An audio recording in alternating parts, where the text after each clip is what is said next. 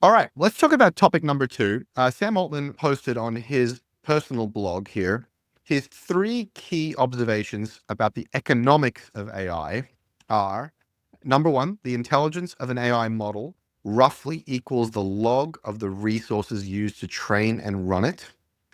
These resources are chiefly training compute, data, and inference compute, he says. And again, I think this is somewhat in response to related to the DeepSeek conversation. I feel like there's been a few glancing comments in that direction.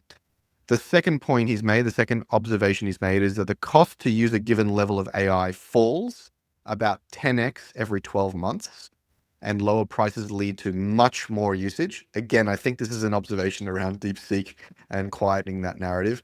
He likens it to Moore's law. And number three, the socioeconomic value of linearly increasing intelligence is super exponential in nature. A consequence of this is that we will see no reason for exponentially increasing investment to stop in the near future. Again, I think all three of these are really in response, sort of subtweeting the DeepSeek conversation, which is to say, guys, we're going to need a lot of resources to train and run this stuff. Yes, the cost decreases. It decreases about 10x every 12 months. That's okay, but it leads to more usage. And finally, this is a super exponential curve, and there's no reason to stop investing in the near future.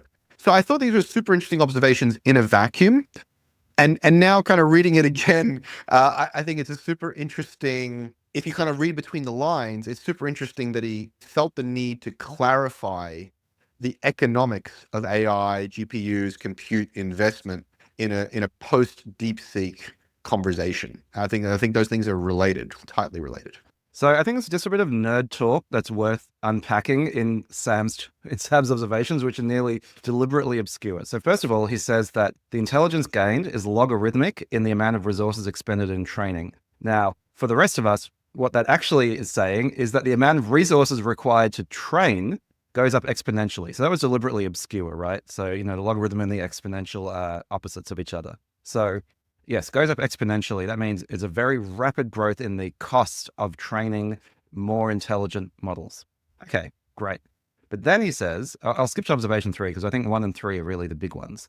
Then he says the value of a linear increase in intelligence grows super exponentially, meaning, okay, so if doubling the intelligence costs us 100 times more compute, well, the value of an intelligence that is twice as smart is more than 100 times higher. I mean, super exponential is a bit of a silly term, but it's like, I would actually say what he means is growing exponentially, but even faster than the cost of compute. And so what he's saying is, even though normally when the cost of something goes up exponentially, you stop doing it after a while because the cost just gets so ridiculous that it's not worth doing. And he's saying, but in the case of intelligence, the value of the intelligence is so high, and the value of incrementally increasing the intelligence is so high that it is worth eating those exponential cost increases. And yes, I think you're right. There's definitely a subtweet at DeepSeek there. And it's like, even if the coefficient goes down by 10x, right? So it's like everything gets 10 times cheaper. The point is that's a constant time or a linear decrease, but it's an exponential increase in the cost per intelligence. So it gets swallowed up anyway. So sure, DeepSeek's cheaper, but to get another 10 IQ points on this thing will still be probably 10 times more expensive than what it costs to do the current thing.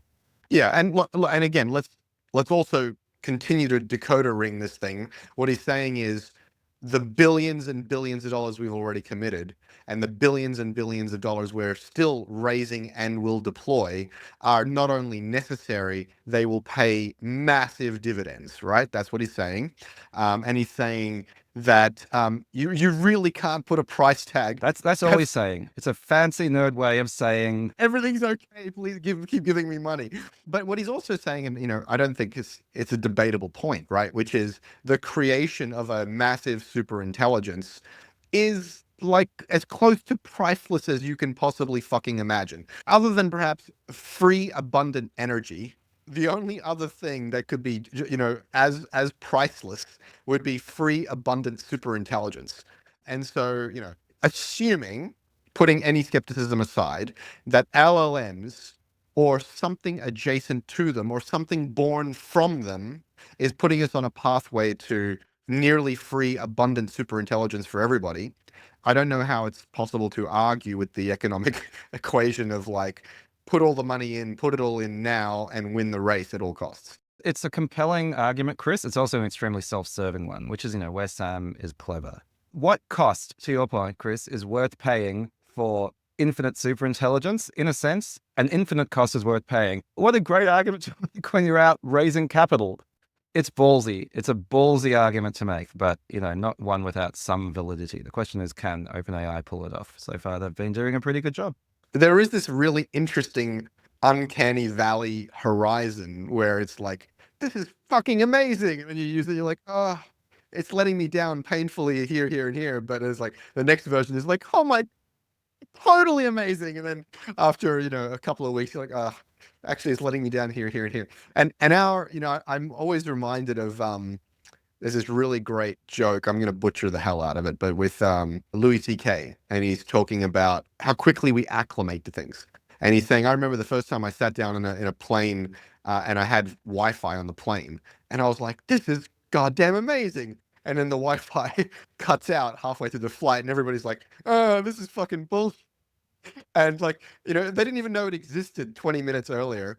And he's saying, you're flying in a seat in a tin can 30,000 feet above the ground. Everybody should be holding on, screaming like it's miraculous. And that's really how it is. It's like we just get so acclimated so quickly. I think they're well on their way to fulfilling the dream. So it's exciting to see where it goes. This is basically the OpenAI show at this point, but we promise we will be switching to other topics soon. But the next story I want to talk about is Elon making, I don't know, is it a serious bid? Is it a snarky bid? Is it a sabotaging bid to buy OpenAI? Let's talk about this a little bit. I'm reading here from Axios. Elon Musk has offered to buy the operating assets of OpenAI for $97.4 billion in a move that could turn the burgeoning AI industry on its head. What's interesting is there's an argument to be made here that is not actually trying to buy it, but rather OpenAI is currently going through a process of valuing the commercial entity in order to do this B Corp flip up. And so by making an offer, he is setting the price at a certain amount, which will make it hard for the machinations to play out in this B Corp transformation. And so the cynic would say he's trying to, poke them with a stick and make it hard for them to do what they're doing. Maybe the optimist or the Elon fanboy might say, yeah, hell yeah, we want Elon to own OpenAI because we're little pansies who just like anything Elon does. So what do you make of this, Yaniv? Do you think it's a serious bid? Do you think it's a Twitter-style bid where he ends up being the dog that caught the car? Or is it, just a distraction and troll because he's a troll? I'm so sick of talking about this clown. Yeah, it's a troll thing. He has real beef with Sam Altman and he's like, how can I make Sam's life harder? And that's what he's trying to do. Like you said, there is some strategy to saying, well, if you want to make Sam's life harder, this is not a bad way to go about it. But I'm exhausted by Elon Musk. I'm exhausted by his fanboys and girls and non-binary people because they exist, Elon, and some of them even like you. I don't know why. Okay, I am sick of all of this crap. Not his child. His child does not like it. My goodness. Yeah, and this is the most dangerous man on earth. He has naturally fascist tendencies and he has no idea of anything to do with boundaries. Like, this guy is in the government, in all the government systems. He's tearing down regulation. He's tearing down enforcement agencies. At the same time, he's making these business moves. He's gotten in trouble with the SEC before for making non-serious offers. Apparently, at the time of recording, OpenAI said they have not received a formal offer. So all we've got right now is a tweet. And, honestly, I'm just sick of giving this guy airtime, so I'm going to stop talking. My favorite response to this was Sam Altman. He was asked about this just today, I think. And he said, I'm not the one that tweeted out, I've secured the funding to take Tesla private.